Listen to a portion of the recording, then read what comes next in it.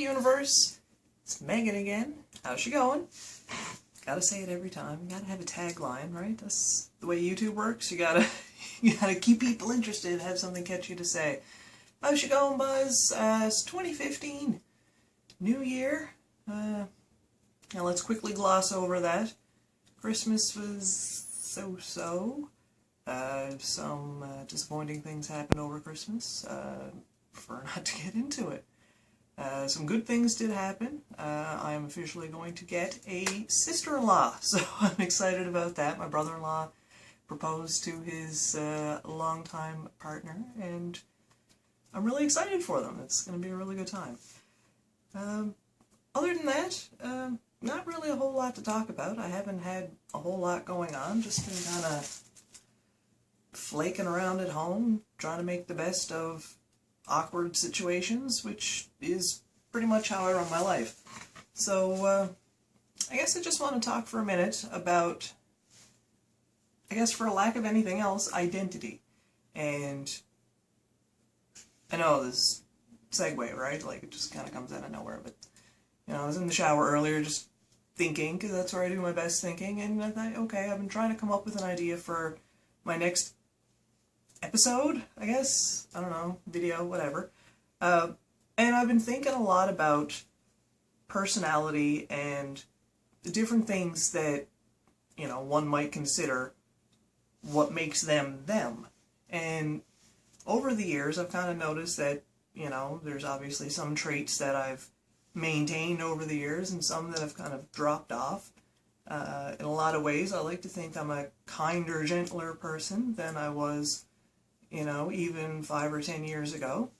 Just after learning a lot more about myself and how our personal actions affect other people, and just learning more about tolerance and, you know, not being judgmental or anything like that, and, you know, kind of pisses me off that some people they're just shitty people, and it bugs me, like, anyway, so I try not to dwell on it, and that's what this series is about, I guess, is just acknowledging that some things are not the way we'd like them to be, and try to move along. So, with regards to personality and, you know, your thoughts of yourself, your identity is made up of how you think of yourself, and how you present yourself to other people, but then there's also how other people view you. So it's like 3 separate parts. So there's not just one Megan, you know. There's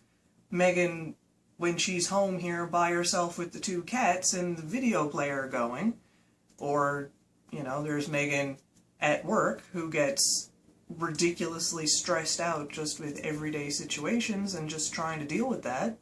Or there's Megan with family. And, you know, there's just, you know, like you present yourself differently depending on what situation you're in. So, kind of got to thinking about, what's the best way to put this? I guess just things that you discover about yourself that you want to hold on to. So, as I mentioned, I haven't been feeling too well lately, and a lot of that stems back to my diagnosis of dysthymia. So, long story short, I'm more likely to be depressed at any given time, I guess. Like, I'm baseline depressed. So, with that, you know, you get your antidepressants and now anti-anxieties and, you know, all these different medications that the doctors get you on, and it's chemicals. People say that mental illness is, you know, different chemicals not working in your brain right. That may or may not be true, I don't know, but the current way to deal with it is with medication, and I gotta tell you, like, it fundamentally changes who you are. Like, I'm talking to you, like, whoever's out there and you don't know anything about these medications, you're not on them, you don't take them, don't know anyone who takes them. I'm not saying they're bad. I've definitely been in worse places without the medication, but this isn't where I want to be for a long-term goal. Like, I just feel so stuck in this loop. So, since I've been on these medications for the past few years, like, I've noticed certain things about myself that have just atrophied and fallen away, and I feel like I've really lost something at the core of who I am. And I don't know for sure if it's these medications that are causing this issue. One of the main things that I just assumed was integral to my personality was the fact that I'm a writer. So anyone who's known me for a long time, like, knows that, you know, I'd very seldom be seen without, like, a pen and a piece of paper, and, you know, I was never diagnosed with hypergraphia. Did I mention this in a previous video? Maybe I just talk about it. I don't know. I'm confused.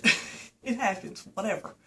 Hypergraphia is a condition where you just have this compulsion to write, and you can't really control it. So it's, you know, whatever. You're just writing all the time, and for the longest time, like, that's how I was. I never thought of it as hypergraphia. You know, I didn't know there was a word for it. It's just since I was a kid, like, I was always writing. It was just the most vivid imagination, just always writing something, whether it was a note to myself, or a short story, or a poem, or a list, or an essay, or something. Like, there was always something coming out. Like, I used to joke that I'd bleed ink. Like, everything, like journaling, everything that I did was writing, and over the past few years, like, I have lost that.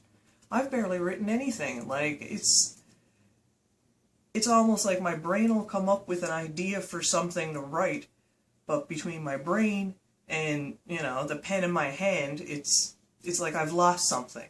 It's like, yeah, that's too much trouble now, or that's, I can't be articulate enough to get what I want to say out on the page.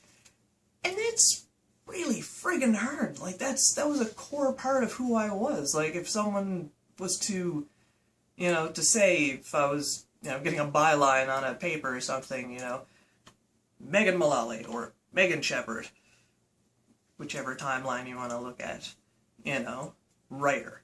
That'd be my thing. I'd be like, yes, I am a writer. I'm a, you know, a thing. People have to categorize you as a something.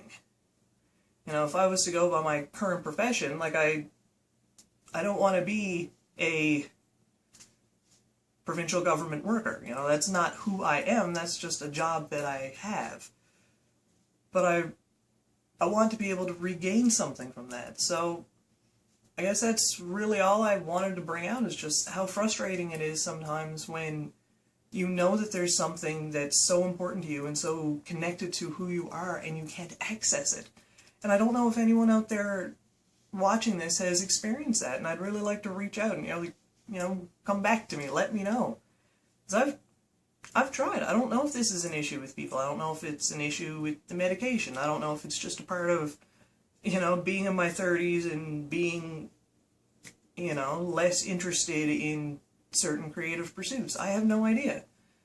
But it's crippling. Like, the way I keep thinking about it is, if you're familiar with the X-Men universe at all, Magneto.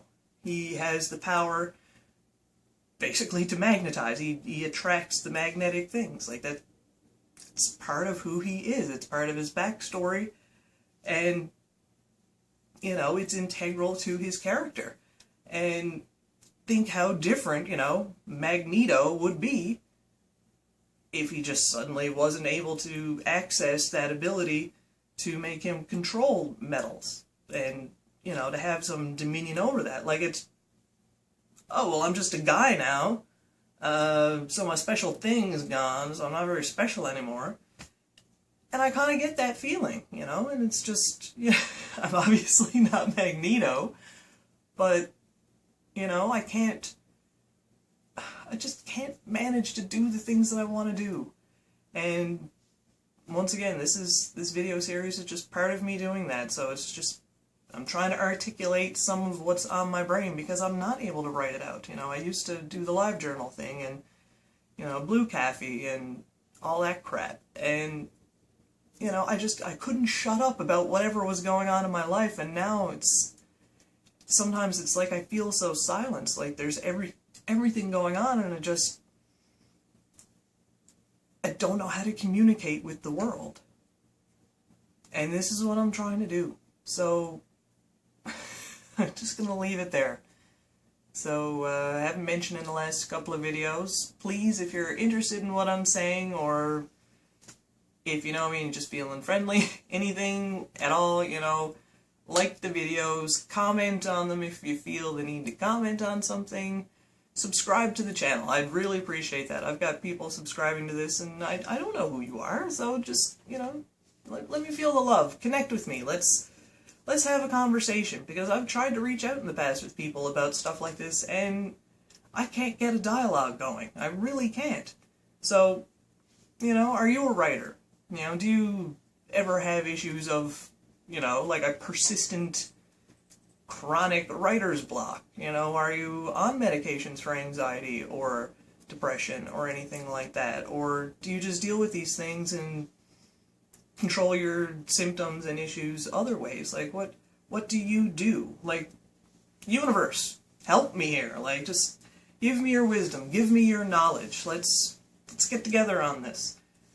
I'd really like to get better, and I can't do it on my own. Like, with all the medications and all the talk therapy and all that, it's just not enough. Like, anyway. I digress. Signing off. This is probably a longer video than most people want to watch anyway, so, take care.